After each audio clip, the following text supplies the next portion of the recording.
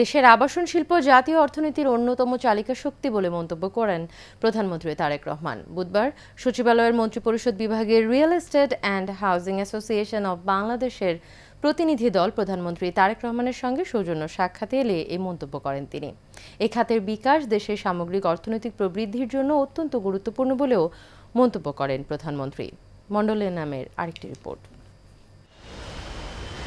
আবাসন খাতের বিভিন্ন সমস্যা ও আগামীর পরিকল্পনা নিয়ে real estate and housing association of বাংলাদেশের একটি প্রতিনিধি দল প্রধানমন্ত্রীর সঙ্গে সৌজন্য সাক্ষাৎ করেন। সচিবালয়ের মন্ত্রিপরিষদ বিভাগে এই সাক্ষাতে অংশ নেন রিহাবের সভাপতি ডক্টর আলী আফজাল, আবাসন খাতের অন্যতম শীর্ষস্থানীয় প্রতিষ্ঠান রূপায়ণ গ্রুপের চেয়ারম্যান মোহাম্মদ লিয়াকত আলী খান মুকুল, রূপায়ণ গ্রুপের কো চেয়ারম্যান মাহির আলী খান রাতুল সহ নেতৃবৃন্দ।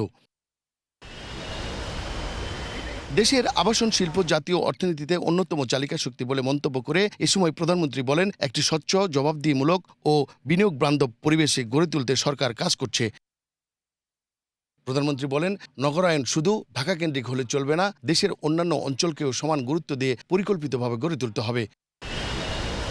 বৈঠকে রিহাব নেতারা জমি, প্লট, ফ্ল্যাট নিবন্ধন ফি যৌক্তিক পর্যায়ে কমানোর পাশাপাশি আবাসন খাত সংশ্লিষ্ট সরকারি সেবাসমূহ সম্পূর্ণ ডিজিটাল করার উপর গুরুত্ব আরোপ করে। আমরা প্রস্তাব দিয়েছি যে রাষ্ট্রের যে সেন্সিটিভ জায়গাগুলো আছে, বিশেষ করে রাডার আছে, এয়ার ফানেল আছে, এই সমস্ত জায়গাগুলো বাদ দিয়ে বাকি সব জায়গায় বলেছি যে আসলে এই হাইটের রেস্ট্রিকশন তুলে দিতে বলছি আমরা। দ্বিতীয় আমরা যে বিষয়টা বলেছি সেটা হচ্ছে বাংলাদেশের রেজিস্ট্রেশন খরচটা ল্যান্ডের, যে একটা হচ্ছে হয়রানি হয়, আমাদের যারা ডেভেলপার আছেন তাদের হয়রানি হয়, কষ্ট হয়, এবং সেখানে যে রেজিস্ট্রেশন ফিটা এটা আসলে অস্বাভাবিক বেশি। মাননীয় প্রধানমন্ত্রীকে অসংখ্য ধন্যবাদ। আমাদের প্রাইভেট সেক্টরের পক্ষ থেকে, আবাসন সেক্টরের পক্ষ থেকে নিজেই বলেছেন যে প্রাইভেট সেক্টর আগে আসুক, আমরা নীতি সহায়তা দেবো, আমরা অন্যান্য সাপোর্ট দিব এবং তারা এটাকে করুক। কিন্তু আমি চাই না যে রাজুক বা সরকার নিজেরা এই জাতীয় কোনো ব্যবসা করে।